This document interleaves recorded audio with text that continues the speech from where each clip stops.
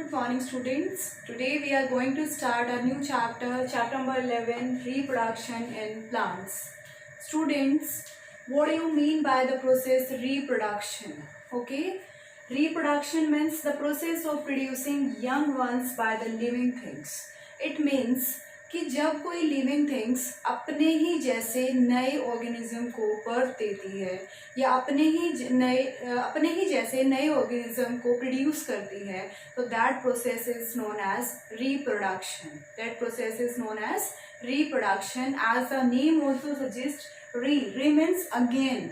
Okay, again production. That means कि दोबारा से अपने ही जैसे नए ऑर्गेनिज्म को produce करना, that process is known as reproduction. Okay, and what is the reason of reproduction? Why reproduction is very important?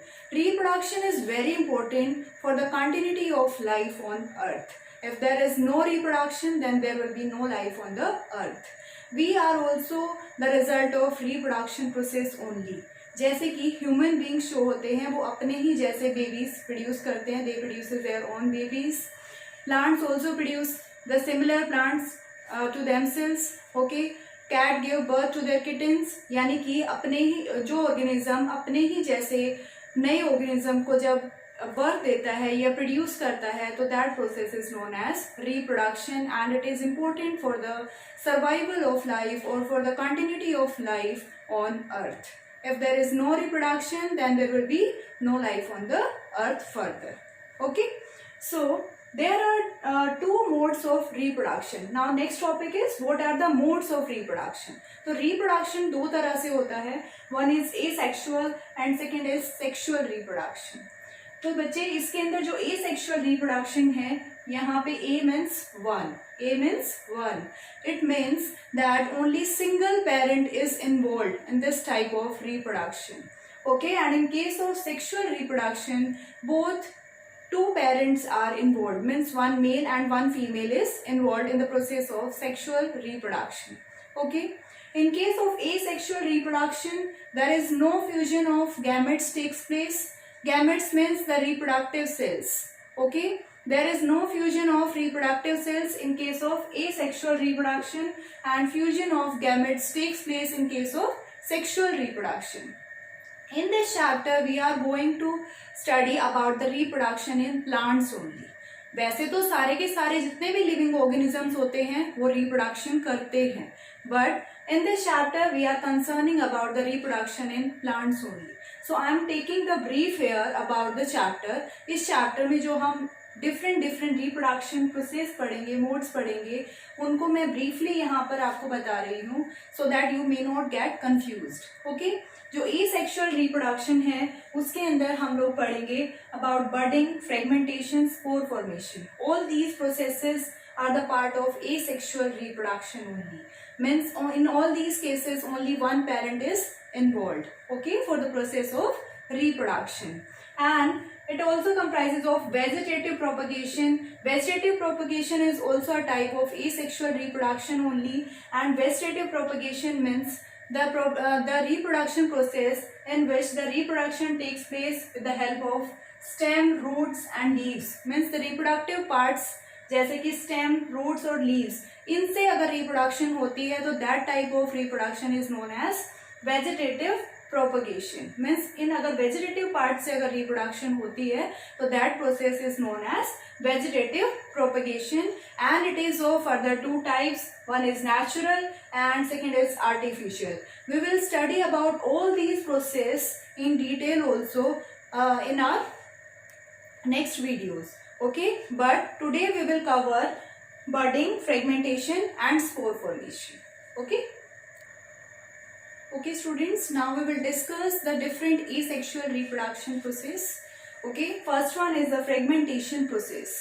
As the name suggests, fragmentation. Fragmentation means breaking, यानी टूट जाना. ठीक है, इस प्रोसेस को आप इस तरह से भी समझ सकते हो. सपोज मेरे हाथ में ये चौक है, ठीक है, and it's like an organism. एक ये ऑर्गेनिज्म की तरह है, ये आपका पेरेंट ऑर्गेनिज्म है. And if it gets break, यानी कि अगर मैं इसको दो पार्ट्स में तोड़ देती हूँ, ठीक है, then it is divided into its fragments. तो ये अपने फ्रेगमेंट्स में डिवाइड हो गया है. एंड अब इनसे जो नए ऑर्गेनिजम्स बनेंगे, यानी कि जो पेरेंट था उससे हमने क्या किया, उसको ब्रेक कर दिया है और इन जो ये फ्रेगमेंट से न्यू ऑर्गेनिज्म बनना स्टार्ट हो जाएंगे. So this type of reproduction process is known as fragmentation. तो इस तरह की जो रिप्रोडक्शन होती है उसको हम बोलते हैं fragmentation. Most of the algae like spirogyra reproduces with the help of fragmentation process. अब सोचोगे एल्गी क्या होते हैं, तो algae you have seen in the ponds. अगर आप तालाब वगैरह में देखते हो, पोन्ड्स वगैरह में देखते होगे, तो आपने बड़ी जनरल टर्म देखी होगी वहां पे कि वहां पे काई होती है ग्रीन कलर की. Okay, that is algae only. And algae like Spirogyra reproduces with the help of fragmentation. Here I am taking the example of Spirogyra. Okay, it is a type of algae only and it reproduces with this fragmentation process. This is the fragment of Spirogyra and whenever it gets mature, then it's divide into two parts. ये जो parent organism है ये क्या करता है, two parts में divide हो जाता है. जैसे कि यहाँ पर जो इसका fragment है वो break हो गया है. You can see in the diagram that this is break. ये break होने के बाद में दो parts में divide हो गया, ठीक है. And it can divide into more than two parts also. Okay, and from these parts जो यानी कि जो पार्ट्स इसके फ्रेगमेंट्स नए डेवलप होंगे उनसे एक नया ऑर्गेनिज्म बनना शुरू हो जाता है. So this is how the reproduction process takes place in case of spirogyra. Okay, next one is the spore formation process. Spores are the reproductive unit. Okay, अब देखो बच्चे, spores formation is also a type of asexual reproduction. For this process you can take the simple example of a bread mouth. Okay, आपने generally देखा होगा जो spore formation होती है, this occurs in the case of plants like fern, Moses and also in fungi, bacterias. Okay, अगर हम बात करते हैं ब्रेड माउल्ड की तो उसमें भी हमारे पास स्पोर फॉर्मेशन होती है. Like you have seen at your home whenever you bring a piece of bread. अगर आप एक ब्रेड का पीस लेते हो सपोज एंड उसके ऊपर उसको गीला कर देते हो, okay, you can wet it with water और anything and after that leave it for some days. आप उसको कुछ टाइम के लिए छोड़ दो. Okay, then you will see that after some days a white cottony layer start appearing on this bread. एक white colour की लेयर आपको ब्रेड के ऊपर नजर आनी शुरू हो जाती है. Okay, and after some days, after some more days, this layer become black in color. वो blackish कलर की होनी शुरू हो जाती है.